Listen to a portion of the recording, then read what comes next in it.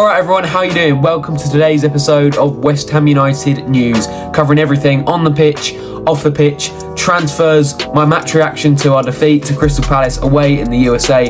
But before we get into the video, maybe you could get some stickers from fcstickers.co.uk. This is an Oasis one, as you can tell by my terrible impression, as a weekend offender one, and also a Stella R2R1 you can stick on your Stella can everywhere you go, not just these designs, any designs. Go over to fcstickers.co.uk for West Ham stickers, for clubs all across the 92 in the National League, England national team, using code BUBBLES5 at checkout for 5% off. Go get yours right now for your club and mark your territory wherever you go on away days in the 24-25 season. So, let's get into it.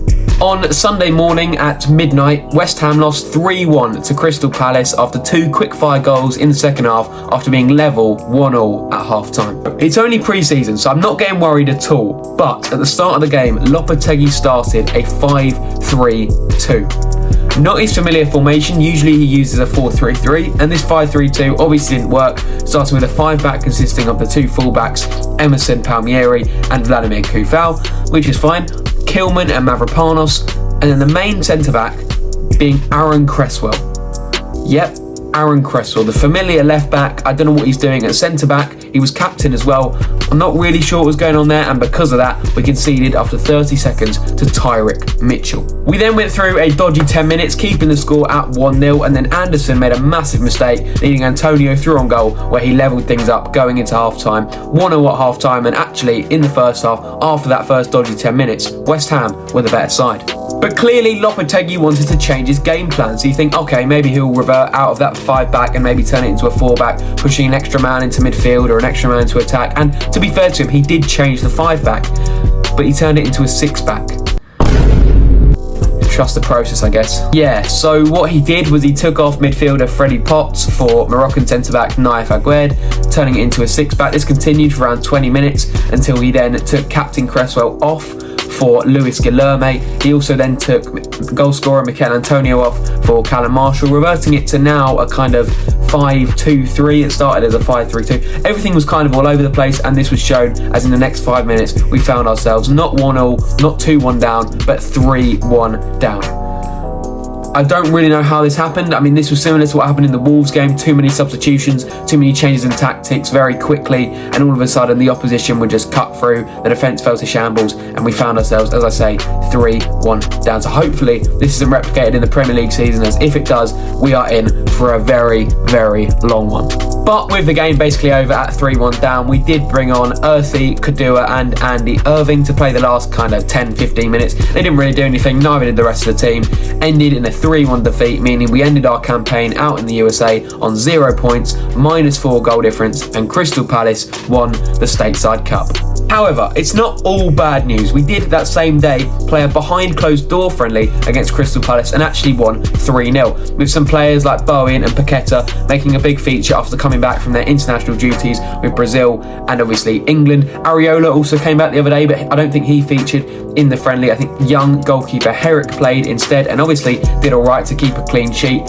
And to be honest, it is nice to see us beating a team of some sort, as this pre-season we haven't beaten a lot of teams. The only team that we have beaten was Dagenham and Redbridge from an absolute wonder strike from mysterious signing Andy Irving. And if you were interested on who scored in this training/fitness match against Crystal Palace behind closed doors, it was Jarrod Bowen, Danny Ings and Maxwell Cornet. So nice to see we can get on the score sheet even if no one can see us. Also, the fact that Andy Irving and Gideon Kadua started the game behind closed doors and also came on for the last 10 to 15 minutes in the actual Stateside Cup game later that day. Pretty interesting to see, as I do think these two players have been pretty good in pre-season. Kadua playing quite well against Wolves, even though we lost, and also Andy Irving, as I say, scoring that wonder goal against Dagenham and Redbridge and getting a last-minute assist against Ferencváros. But that's enough about dwelling on the past. Let's look into the future and going into our two confirmed signings by the club, Nicholas Füllkrug and Crysencio Summerville. So kicking things off with Crysencio Summerville from Leeds. Obviously not getting promotion with them, but having a very good season. season, losing in the playoff final to Southampton, but now coming to West Ham, he's back in the Premier League, where I believe that is where he belongs. He was tearing it up in the Championship and definitely deserves a bigger move. He would have probably stayed at Leeds had they come up, or at least he would have gone for a lot more money if they did come up. So it's great that we got him now for around 25 million plus add-ons. I'm not sure what number he's going to take, because he was number 10 at Leeds, but that is Paqueta's number. He may take the number 17, I think, because Cornet used to have that number, but now it's switched to number 22 because of Saïd Benrahma leaving. So I imagine he'll get something along the lines of 17, but I'm not quite sure what his number will be yet. But overall, it doesn't really matter, and it only matters that he is now officially a West Ham United player.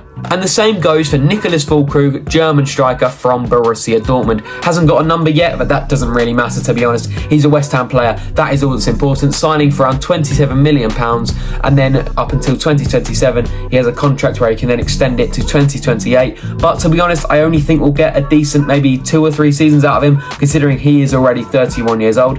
But he is a very experienced striker who's played, as I say, in a Champions League final, and then for Germany at the highest level, scoring a really good goal in the Euros against Scotland. So hopefully he can replicate that kind of form and just hit the ground running when he comes to West Ham. But I understand that will be very difficult for a foreign player who's never played in the Premier League. But if he does hit the ground running, put a few in the back of the net, he will instantly become a West Ham United legend. So those were the 2 players that have been fully confirmed, but there is still one player that will probably be confirmed by the time this video is out, and that is Argentinian 30-year-old Guido Rodriguez, who played for Real Betis. He's now a free agent. He's coming in on a free. I'm very happy about this. You can't argue with a free transfer. Slotting in next to Edson Alvarez probably, or just behind Thomas Souček. It depends who plays, who Lopetegui prefers. I imagine he'll take the number 8. As I say, he hasn't been officially announced, so he hasn't been given a number yet, but the 8 is completely free, so he'll probably take number 8, and the Argentinian will slot into our midfield nicely, and hopefully will provide a bit of support in front of our so-called shaky defence. With signing Max Kilman, but also Mavropanos prone to making a mistake, Guido Rodriguez will hopefully help out just in front of that back line, and we can go forward and hold up a proper midfield next to Edson Alvarez, who he played with at Club America in Mexico. That is all about Guido Rodriguez. He hasn't been officially announced yet, but he is this close to being so, and he's even a leaked image of him in a West Ham United kit. So for me, he is a West Ham player, and I look forward to seeing him at maybe the Celta Vigo game or against Aston Villa as we start the Premier League. So now we're on the territory of players who have not been given a here we go by Fabrizio Romano. Kicking things off with right back Aaron Wan-Bissaka from Man United. Now we could potentially be getting him for around £10 million, even though United want around £18 million. So we'll probably meet in the middle at around 14 to 15 million, which is still a very, very good deal for an experienced player like Aaron Wan-Bissaka, who's obviously played for a long time in the Premier League. He also could potentially be signing a contract up until 2029, so that is a very good sign to potentially get him over the line and bring him to West Ham. But if we don't reach this money agreement, then we're going to be in a lot of trouble, considering 15 million is not a lot of money. But if West Ham don't want to pay it and Man United want to receive around 18 million, then I don't know if we're going to be able to get him over the line, and it's really an opportunity missed if we don't. So I'm just hoping that we can. I'm hoping that Man United don't be too stingy and really adamantly wanting this 18 million, so much so they don't want to sell the player. But honestly, at the minute, it looks like Aaron Wan-Bissaka will be a West Ham player, and we just want to get these other 3 signings completely sorted. We're 2 out of 3 at the minute. We're probably 3 out of 3 by the time this video's up, considering Somerville, Füllkrug and Rodriguez, and it's just a matter of time before Aaron Wan-Bissaka becomes a West Ham United player. Fingers crossed. So, going back to the striker department, John Duran from Aston Villa. Aston Villa don't want him, we want him, but they only want to sell him for around 40 to 45 million pounds. He's already mugged off the club by doing this on the Instagram live, and I can completely get why they want to get rid of him, and I can completely get why he doesn't play as well and just sits on the bench behind Ollie Watkins. I get that. He's not better than Ollie Watkins, I don't claim him to be, but he is a player that I would want to take at West Ham.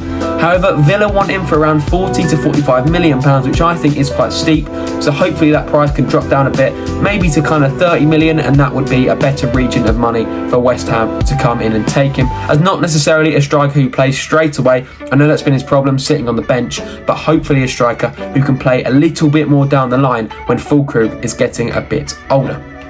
I do not doubt John Duran's quality. The Colombian striker is obviously very good. I think he scored 2 against Liverpool in their 3-3 draw, scored a couple of goals for Villa, but overall not being one of their star men, as obviously Ollie Watkins has stolen the show. And it makes sense for a player like John Duran just wanting to get some minutes in a different club across the Premier League, even though it was a strange way of dealing with it.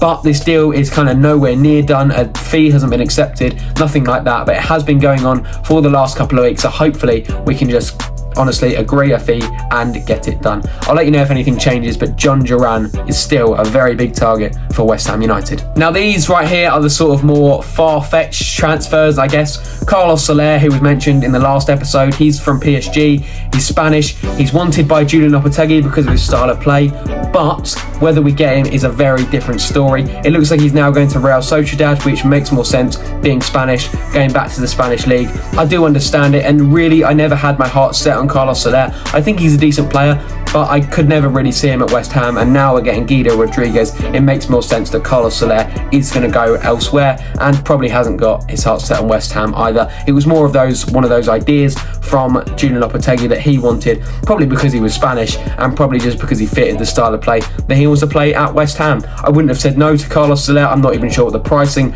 would have been, how long we would have got him for, but it's one of them ones that I think we're just going to have to move on with and say we're going to miss out on. So our last possible transfer, and I say possible, this probably isn't going to happen, there's probably no chance of this happening, and this is now Endo from Liverpool. I doubt this will happen.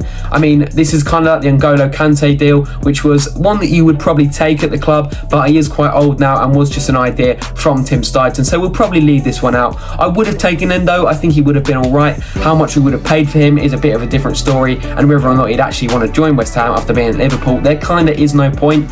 So Endo, if I was him, I would just stay at Liverpool, enjoy your time there, and there is really no need to come to West Ham. If you think differently, then let me know down in the comments below, but it is not a definite need for the club at this point in time, especially with a similar position that we are filling in with our new signing Guido Rodriguez on a free from Real Betis. I was literally recording this video, and as I'm recording, I've just been told that Kurt Zouma needs to find a new club. Julian Lopetegui has said that he needs to find a new club. He's obviously not very happy with him, keeping him at the club, paying a lot of wages, and because of his dodgy knees, I do kind of understand it. Obviously, I like Zouma. I really thought he was good for the seasons that we've had him. He's made a lot of good memories, playing in the Conference League final, coming off injured, surprise, surprise, but scoring some very big goals, putting in some very big performances, and unfortunately, it may be time for Zouma to leave. So wherever he goes, good luck to him, but as for now, it is probably the likely situation where Zouma leaves the club to go somewhere. That is all I'm going to say on today's episode of West Ham United news. If you did enjoy, please make sure to like and subscribe. Let me know what you think about all these signings down in the comments below. Your thoughts on the Palace game as well would be greatly appreciated. Make sure to get these stickers at fcstickers.co.uk. Not just this design, loads of different designs over at fcstickers.co.uk, and not just for West Ham as well. Any club across the 92 in the National League for the England national team. Use code BUBBLES5 at checkout for 5% off. It helps me, it helps you, and until then, come on you irons, let's have it.